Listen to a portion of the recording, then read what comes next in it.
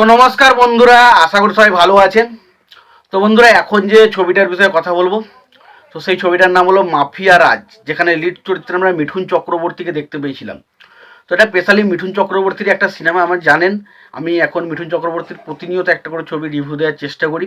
তো সেই কারণে মাফিয়া রাজ ছবিটা নিয়ে এখন কথা বলবো। ছবিটা 1998 সালে রিলিজ করেছিল এবং এই ছবিটার পরিচালকের দায়িত্ব ছিলেন যশবন্ত, যা এক কথায় বলতে গেলে যশ চৌহান। এবং ছবিটার গল্প লিখেছিলেন হচ্ছে অমৃত আরিয়ান এবং ছবিটার চিত্রনাট্যের কাজ করেছিলেন অশোক রতন। ছবিটার সিনেমা ফটোগ্রাফির কাজ করেছিলেন পি দেবরাজ এবং সঙ্গীতের কাজ করেছিলেন দিলীপ সেন। ছবিটায় অভিনয় করেছিলেন মিঠুন চক্রবর্তী, আয়েশা জুলখা, সদাশিব, শক্তি কাপুর, কিরণ কুমার, তারপর রামি রেড্ডি সহ আরও অনেকে ছবির মধ্যে অভিনয় করেছিল। তো এই ছবিটা কিন্তু বেশ ভালো একটা এন্টারটেনার ছবি। এই ছবিটার গল্পটা কিন্তু বেশ ভালো। এখানে মিঠুন চক্রবর্তীর ক্যারেক্টার একজন পুলিশ অফিসার।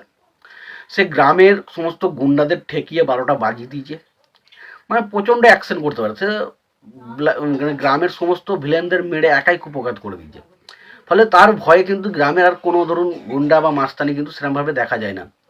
এবং সেই সময় শহরে একটা বিরাট নোংরামির দিকে চলতে থাকে। সেই সময় মিঠুন চক্রবর্তী এবং মিঠুন চক্রবর্তীর বোন এবং তার বাবা একসঙ্গে শহরে চলে আসে। তাকে দায়িত্ব দেওয়া হয় শহরে এই জনমণ্ডলটা পরিষ্কার করার জন্য।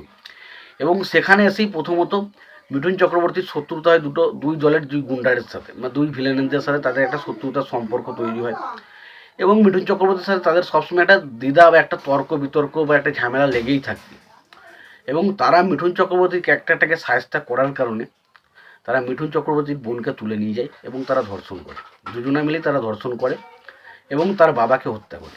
এবং এরই বিচার চেয়ে মিঠুন চক্রবর্তীর ক্যারেক্টারটা কীভাবে তার বোনের ধর্ষণকারীদের কীভাবে প্রতিশোধ দেয় এবং তার বাবাকে যারা হত্যা করে তাদেরকে কীভাবে সে প্রতিশোধ নেয়, সেটা জানতে গেলে আপনাকে সিনেমাটা দেখতে হবে।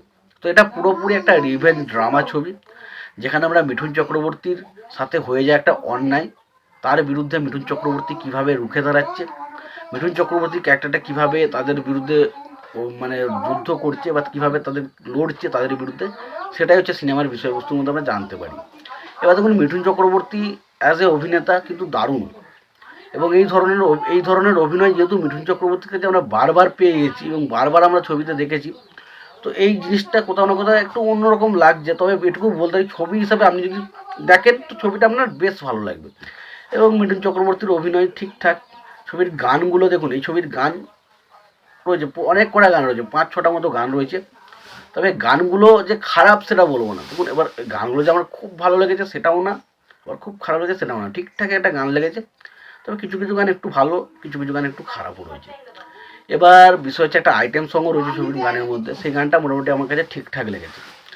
এবার এখানে দেখুন, কিরণ কুমার মেন যে ভিলেনের ক্যারেক্টারটা প্লে করছে, কিরণ কুমারের বলে কথা বলি বা রামি রেড্ডির কথা বলি, তারা কিন্তু তাদের জায়গায় কিন্তু ব্যাপক কাজ করছে বা অর্জুনের কথা বলি, যে এখানে একটা কিরণ কুমারের একটা অন্য সাইডের ডনের ক্যারেক্টার প্লে করেছে।